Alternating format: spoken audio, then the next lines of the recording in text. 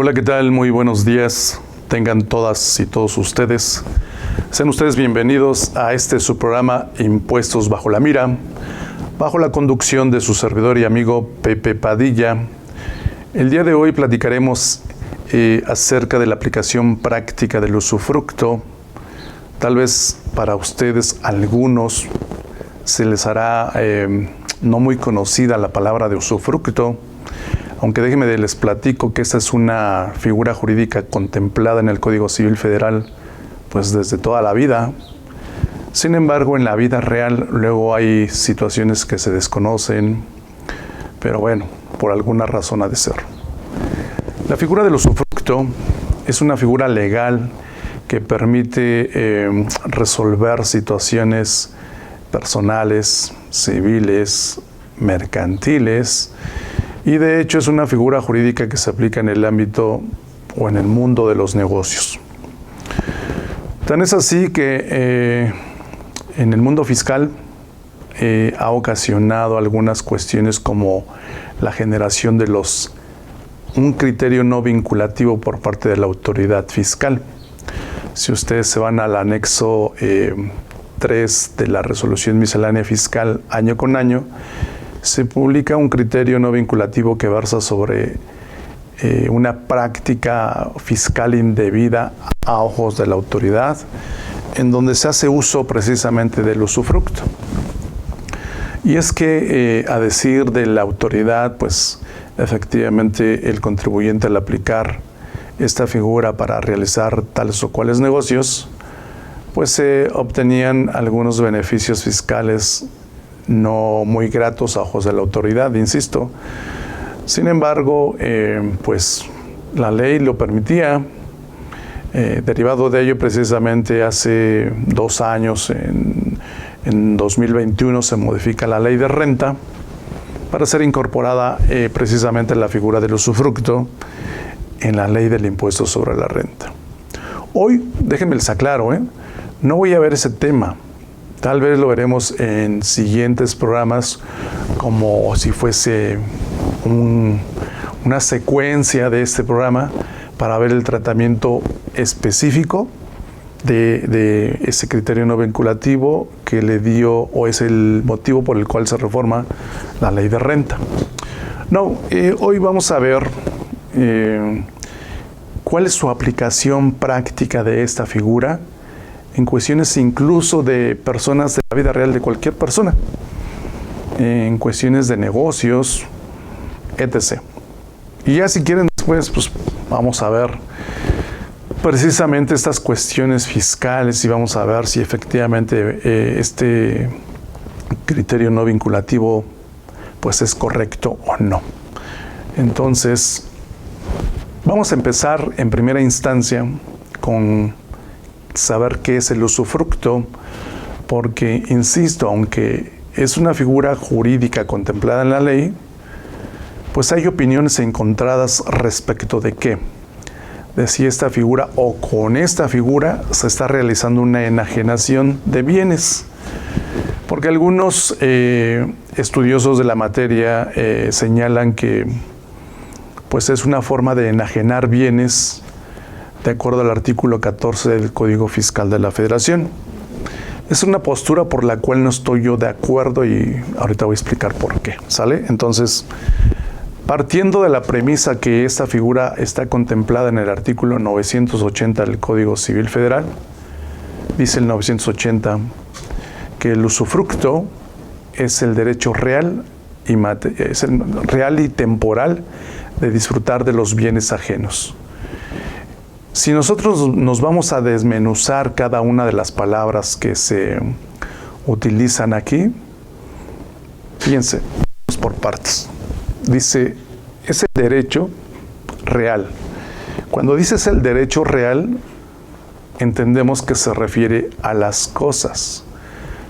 Si yo, siendo propietario de un bien, yo tengo un derecho sobre ese bien. Y cuando hace mención de real se refiere a las cosas, a los bienes. Y sigue diciendo, derecho real y temporal a. Es por cierto tiempo, salvo que fuese por un tiempo vitalicio, porque también es el caso, así lo contempla el Código Civil Federal. Y sigue diciendo, derecho real y temporal de disfrutar de los bienes ajenos. Me regreso. Cuando dice disfrutar, esa palabra de disfrutar trasciende, o más bien conlleva una situación jurídica más allá de lo que deberíamos de entender por disfrute de manera literal. ¿Por qué? Porque la propiedad de los bienes da derecho a lo que éstas producen o se les incorpora, ya sea de manera natural o artificial. En ese sentido,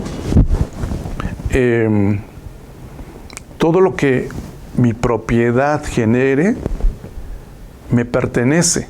A eso se refiere cuando dice disfrutar. Ahorita voy a explicarlo más aquí, más con calma en esta figura, en este esquema. Entonces ese disfrute se refiere a si pueden generarse frutos, como frutos naturales, civiles, industriales. Estos frutos son de mi propiedad por el hecho de que yo tengo el derecho sobre de esa cosa. Y sigue diciendo, disfrute bienes ajenos. Entonces, aquí una persona va a hacer suyos esos frutos sobre de un bien que no le pertenece. Lo posee, pero no le pertenece. A ver, ahí les va.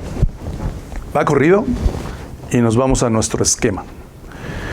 Artículo 980, usufructo es el derecho real y temporal de disfrutar de los bienes ajenos. Ahí les va, fíjense, aquí en nuestro esquemita tenemos a un propietario que puede ser persona física o puede ser persona moral. Y póngale la lupa ahí en persona moral, porque precisamente la reforma en renta pues tiene lugar en el título 2 de la Ley del Impuesto sobre la Renta, que regula las personas morales del régimen general. Entonces, insisto, cuando hablamos de un propietario, me refiero a una persona física o una persona moral, que es el dueño de la cosa. ¿Cuál cosa? Pues bien, pueden ser bienes muebles, inmuebles, bienes tangibles, dinero, alguna intangible como marcas, patentes, etc. Insisto, cuando el Código Civil Federal hace mención de cosa, pues se está refiriendo a cualquier tipo de bienes, no distingue. Luego entonces, si yo soy propietario de algo, ese algo, yo tengo un derecho sobre ese algo. Y como tal, pues ese algo, esa cosa, ese bien, tiene 3 atributos. Fíjense, esa propiedad, ese bien, tiene 3 atributos, goza de 3 atributos, que es el dominio. Es decir, que yo, propietario, tengo el derecho sobre ese bien y tengo el dominio. Luego entonces yo puedo hacer lo que me plazca con ese bien, bien sea enajenarlo, donarlo, regalarlo, incluso destruirlo.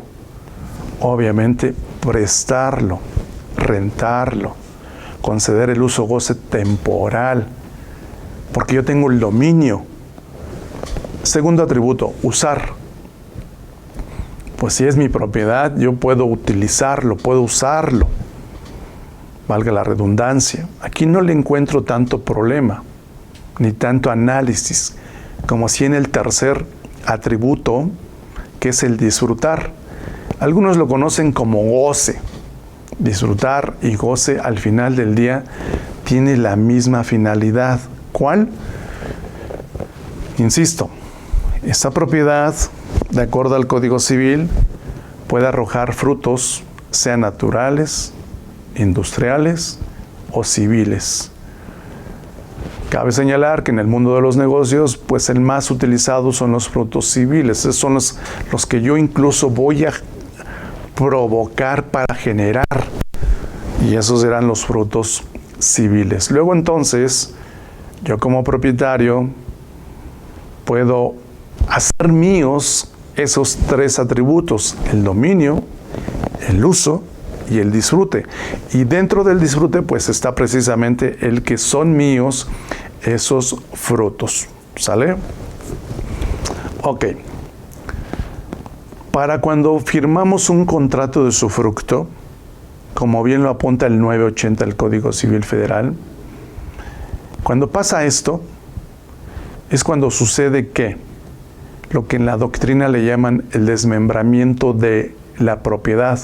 Oye, ¿qué es eso del desmembramiento? Sí, mira, que los atributos se van a separar. Es decir, el dominio, yo propietario, lo conservo, porque estoy concediendo, insisto, de manera temporal el uso y disfrute. Luego entonces, no es tanto que me reserve el dominio, ojo, porque no lo estoy enajenando. Ahí es en donde está el error por parte de algunos que consideran que es una forma de enajenar, porque de ninguna manera me estoy reservando el dominio, solamente te estoy otorgando de manera temporal el uso y el disfrute. Luego entonces, cuando el uso y el disfrute se separan, a esto se le llama el derecho de usufructo. Y el uso y el disfrute ahora le corresponderán a una persona llamada usufructuario. Ella será el que ahora tendrá de aquí en adelante el derecho de usufructo. Insisto, el usufructuario es el que lo va a poder usar y disfrutar. Luego entonces, aunque el bien no sea de su propiedad, si ese bien genera frutos, sean naturales, industriales o civiles, ahora le pertenecen al usufructuario, ya no a mi propietario. De hecho, la ley ahora señala que cuando suceda esto, cuando haya un desmembramiento de la propiedad y el propietario únicamente se quede con el dominio, pues esa cosa se llamará nuda propiedad y al propietario se le llamará nudo propietario. ¿Por qué es importante esto que les hago? Porque cuando ustedes se vayan a la ley de renta en el artículo 18, fracción 12, van a ver que así lo señala en la fracción 12 y dice la consolidación de la nuda propiedad y el usufructo. Por eso es importante que entiendan qué es una cosa y qué es otra. Entonces, yo propietario, cuando firmo un contrato de usufructo, yo ahora seré nudo propietario y la propiedad será nuda propiedad. Y el derecho de usufructo conlleva el uso y el disfrute que ahora le pertenecerán de manera temporal al usufructuario. ¿Sale? Ahora bien, aquí el artículo 1002 del Código Civil señala que el usufructuario puede gozar por sí mismo de la cosa usufructuada, puede enajenar, arrendar y gravar su derecho de usufructo, pero todos los contratos que celebre como usufructuario terminarán con el usufructo. Efectivamente, ese derecho que tiene ahora el usufructuario puede hacer todo esto que lista el artículo 1002, porque es su derecho, pero su derecho termina cuando fenece el contrato, así que aguas. Incluso puede ser de manera vitalicia. Ello quiere decir que cuando el usufructuario pela gallo, se pela para el otro mundo. En ese momento, su derecho terminó. El artículo 1004 va dirigido al nudo propietario y dice: el propietario de bienes en que otro tenga el usufructo puede enajenarlos con la condición de que se conserve el usufructo.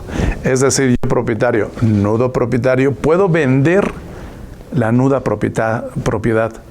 Es decir, lo que voy a vender ahora es el dominio.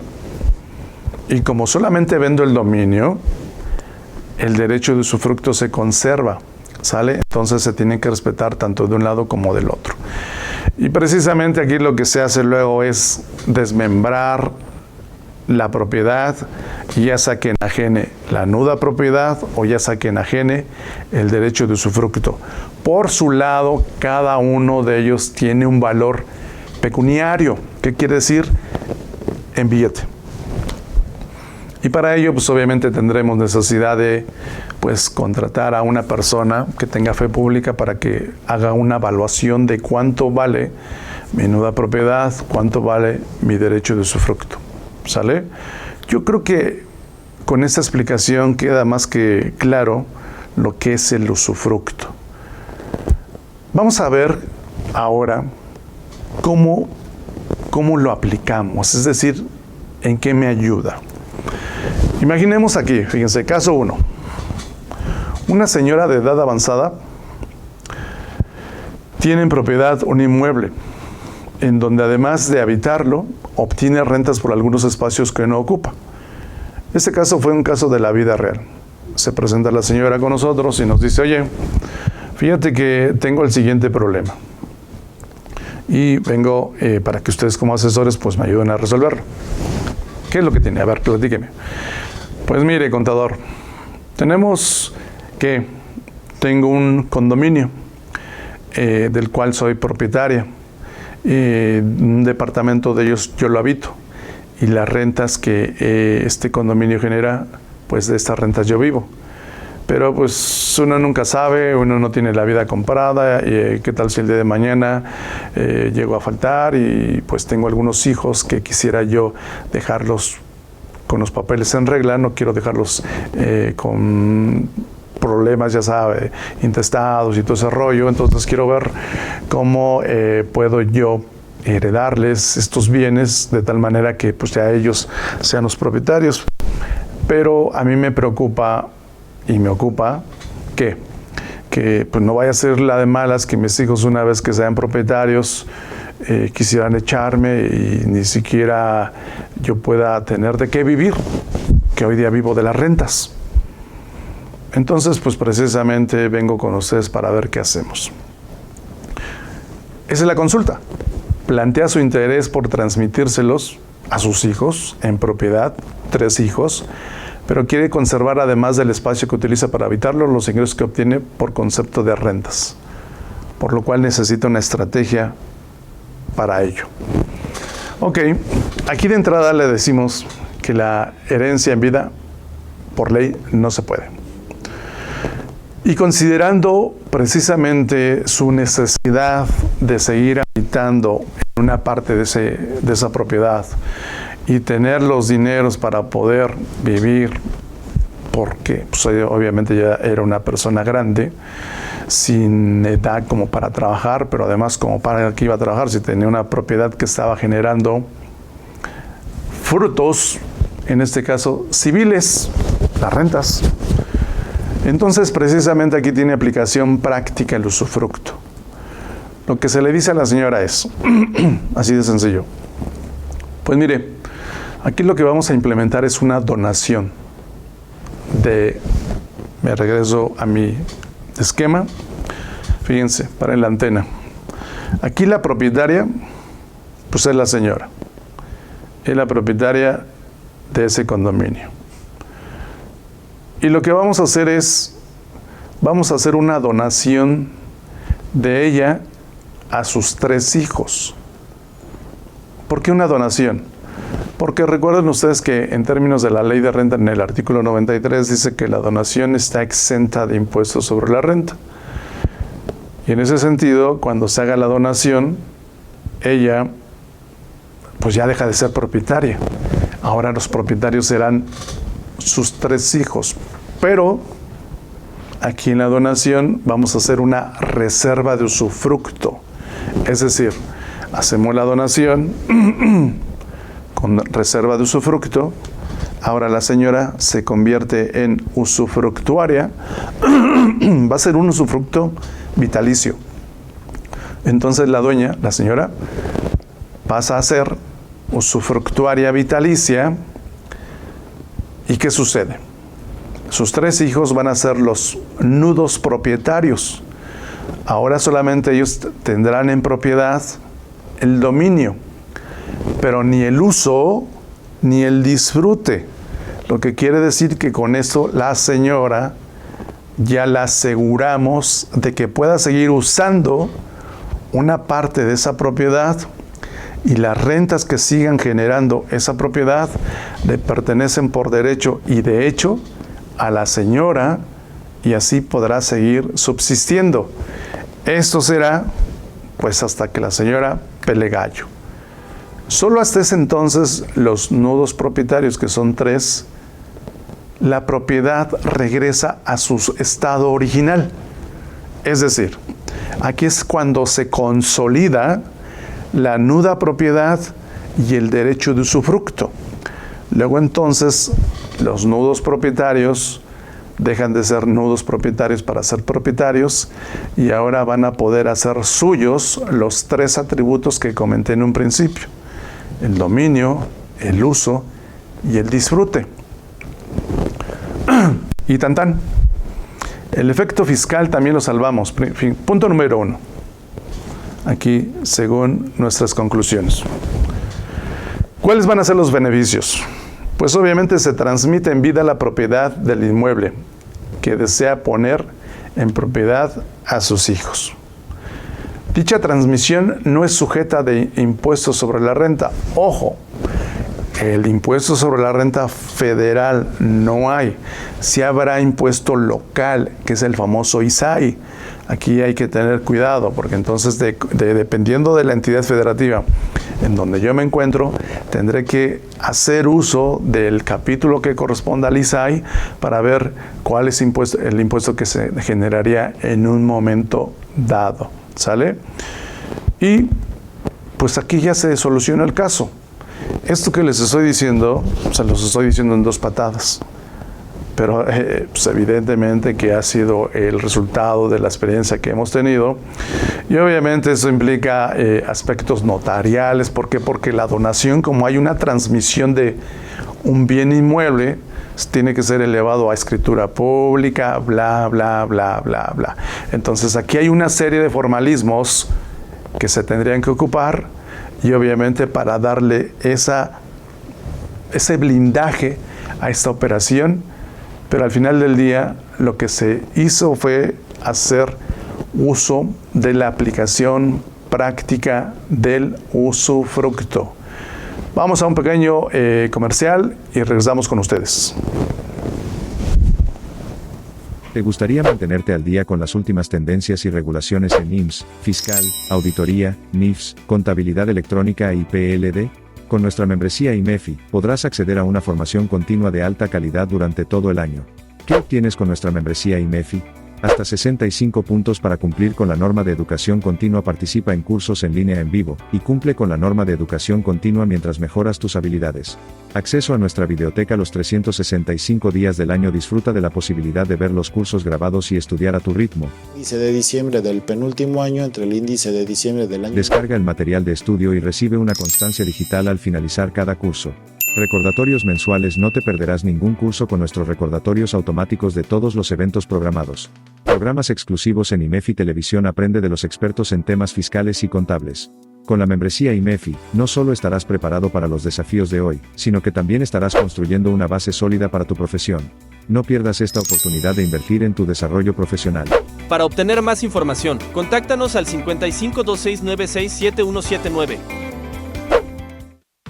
Hola, ¿qué tal? ¿Cómo están todos ustedes? Su servidor y amigo, Dr. José Padilla. Y hoy específicamente los voy a invitar para que veamos el tema de la devolución del IVA. Hoy por hoy el tema de las devoluciones se ha vuelto todo un ritual. ¿Por qué? Porque la autoridad te pide N requisitos. Entonces aquí nosotros contamos ya con la práctica profesional de qué es lo que te está solicitando la autoridad para que te devuelva esas cantidades a favor, partiendo de la premisa de la razón del negocio para que haya materialidad y en consecuencia todas las operaciones que tú realizaste y que a través de ellas se origine un saldo a favor, sea por realizar actividades grabadas, tasa 0 o tasa general 16, que no tengas ningún problema. Es lo que debes de implementar en la empresa en cuanto a documentos, contratos, operaciones, registros, declaraciones, sea la DIOT o sea la pago mensual del IVA. Hoy día acuérdense que a partir de este enero de este año está la nueva plataforma para presentar las declaraciones de IVA. De aquí la parte medular es el CFDI, entonces les vamos a dar recomendaciones por cuanto hacia la correcta elaboración del CFDI, controles y efectivamente para que todo me cuadre, papeles de trabajo, registros contables, declaraciones, etc. Y obviamente que lo demuestres con la materialidad, que es básicamente lo que el fisco le pone la lupa. Vamos a ver los cuestionarios que te piden, que básicamente son como, allá está como, los vemos como machotes. Ya sabemos qué es lo que te pide. Entonces, si estás en esta situación de que tienes un saldo a favor o que estás atorado, pues estamos a tus órdenes, los esperamos.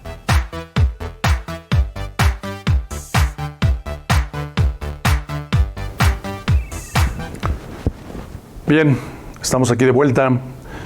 Vamos a ver un caso más de la aplicación práctica del usufructo. Tenemos el caso de un señor, o sea, el señor Rolando Mota del Campo. Igual pues, hay que cambiar los nombres. Otro caso que se nos presentó. Esta persona, siendo propietaria de acciones en una empresa, pues algo rentable, se acerca con nosotros y dice, oigan, fíjense que pues tengo un tema familiar que me gustaría que me ayudaran a resolver. Pues miren, les platico. Yo soy accionista en una empresa y me preocupa pues que dejar algún tipo de testamento para salvaguardar el interés de la que es mi esposa y de la que corresponde a mis hijos. Entonces, vengo a hacerles la siguiente consulta. Nos dice que es propietario de acciones y quiere que queden en favor de sus hijos. Fíjense, quiere que queden en favor de sus hijos. Esas acciones le generan dividendos, pero a la par que le preocupan sus hijos, también le preocupa su cónyuge. ¿Por qué? Por X o por Y. Entonces, quiere dejar como testamento que los hijos sean los propietarios, pero que la cónyuge sea la que siga gozando de algún sustento económico, pues para que ella se procure durante el tiempo que viva. Entonces aquí también le recomendamos precisamente la aplicación del usufructo. Entonces aquí le recomendamos, la solución se recomienda que a través de las disposiciones testamentarias se instituya como herederos de la nuda propiedad a los hijos, y por lo que hace la esposa, sea nombrada como usufructuaria de las acciones, es decir, como usufructuaria para que pueda, en este caso, pues disfrutar de los frutos civiles que esas acciones estarían generando. Y de esta manera, pues el día de mañana que ese señor llegue a faltar, pues ya los propietarios en automático, de acuerdo al testamento, pues serán los hijos. Pero evidentemente los dividendos que se sigan generando por la tenencia de esas acciones no le corresponderán a los hijos, aunque ellos sean los propietarios, sino le corresponderán a la cónyuge, que sería la usufructuaria vitalicia. ¿Qué vamos a lograr? Bueno, aquí los beneficios serán, los propietarios de las acciones serán los hijos. Para cuando sea el deceso, obviamente, de esa persona que se nos acercó. 2, la beneficiaria de los dividendos que generen las acciones serán en favor de la cónyuge, solo hasta que ella viva, porque, insisto, será vitalicio. Dicha transmisión no será sujeta de ISR, dado que se trata de una herencia, la cual está exenta únicamente por lo que hace al traspaso de las acciones en favor de los hijos. Si se dan cuenta, lo que nosotros como asesores buscamos es que también ver el impacto fiscal que se podría generar al momento de implementar una estrategia. Y no porque se esté evadiendo, sino porque lo que se está haciendo es aplicar la ley del impuesto sobre la renta de acuerdo a lo que la misma ley permita. Es decir, hacemos uso de una figura legal contemplada en el código, en este caso en el Código Civil Federal, y una vez que se utiliza, pues, obtener la prerrogativa fiscal del no pago del impuesto sobre la renta. Entonces se echa a andar la maquinaria, la civil y la fiscal, y se soluciona un problema de la vida real. Claro, de acuerdo a las leyes vigentes en el momento. Por cuanto hace la esposa, ella podrá ser sujeta del impuesto sobre la renta hasta el momento en que reciba los dividendos respectivos, obviamente. Todo dependerá del año en que se paguen los dividendos. Recordemos que el pago del dividendo obviamente conlleva un impuesto sobre la renta, que en este caso, si quien los percibe es la persona que va a dejar en herencia estas acciones, pues él es el que está causando el impuesto sobre la renta por el hecho de obtener ese tipo de dividendos de acuerdo al capítulo 8 del título 4 de la ley de renta. Y así entonces estará cumpliendo la voluntad del autor de la sucesión para cuando sea el caso. ¿Sale? Entonces aquí básicamente lo que hicimos fue pues aplicar el usufructo y ver cuál sería el beneficio que se obtendría, sea en la cuestión legal, sea en la cuestión fiscal. Y como todavía tenemos un poquitito de tiempo, pensé que no me iba a dar tiempo de ver este caso, pero sí me da tiempo. De una vez, otro caso de la vida real y aplicación práctica del usufructo. Aquí se nos acerca cierta entidad federativa, obviamente no la entidad, sino personas que la representan, para comentarnos que ellas son propietarias de un estadio de fútbol y que desea rentar el inmueble a un equipo de fútbol, a un club deportivo. Pero pues ellos no saben bajo qué figura hacerlo. Parecería ser que aquí lo práctico sería un arrendamiento, pero ¿qué creen que no? Porque en el arrendamiento lo que se genera es un derecho de crédito, es un derecho personal. Y aquí estamos hablando de un derecho real. Pero además en el derecho real, en el usufructo, lo que se concede es que la contraparte, el usufructuario, haga suyo el disfrute de los frutos civiles. Y en este caso, pues la entidad federativa nos consulta cuál es la estrategia legal más favorable, más conveniente, que convenga a las dos.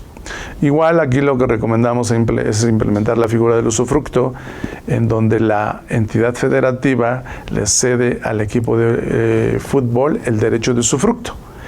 Obviamente a cambio de una contraprestación, como si fuese una renta, ojo, pero no es renta. Como estamos hablando de un inmueble, la ley me permite que en este caso pueda hacer un contrato hasta por 20 años. Entonces, aquí en este caso el equipo de fútbol va a ostentar el estadio como si fuese su casa sede, aunque no lo sea, aunque sabemos que solamente lo está teniendo de manera temporal.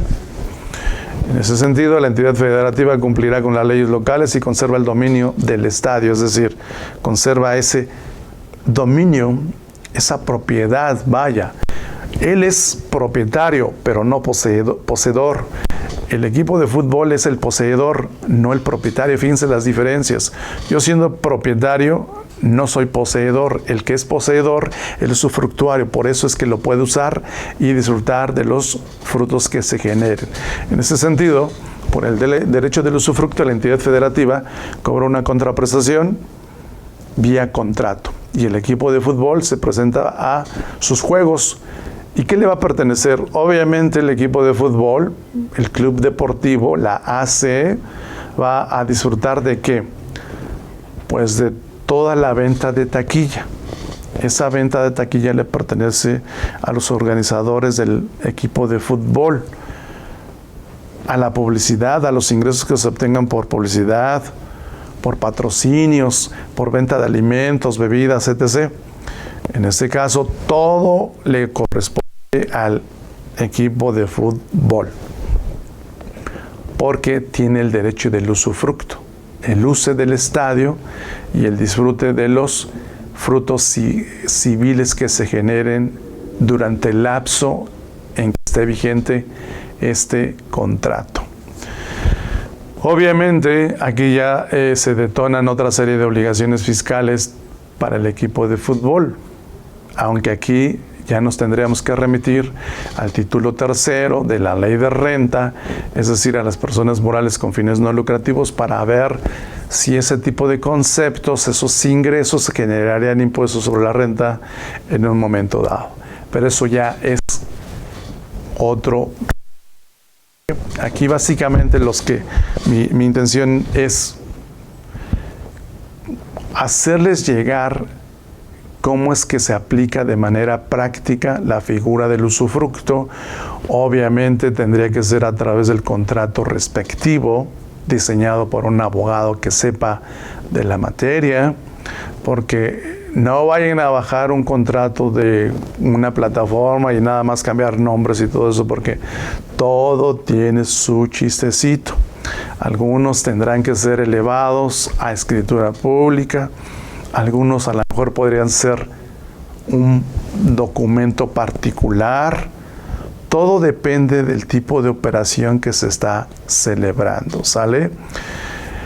Bien, amigos, hasta aquí mi participación el día de hoy. En otra ocasión, si ustedes así lo desean, estaremos hablando de a qué se refiere esa fracción 12 del artículo 18 de la Ley de Renta, al decir que es otro ingreso acumulable, la consolidación de la nuda propiedad y el usufructo, es decir, cómo es que se detona el ingreso y por ende pago del impuesto sobre la renta, y obviamente compararlo con el criterio no vinculativo, porque no solamente se modificó el artículo 18, sino también se modifica el artículo 19 de la Ley de Renta, precisamente para regular esta figura jurídica que, ojo, porque por ahí de repente escucho, es que esta figura jurídica está satanizada y la autoridad fiscal la ve mal porque se realizan prácticas fiscales indebidas, etc. No es así.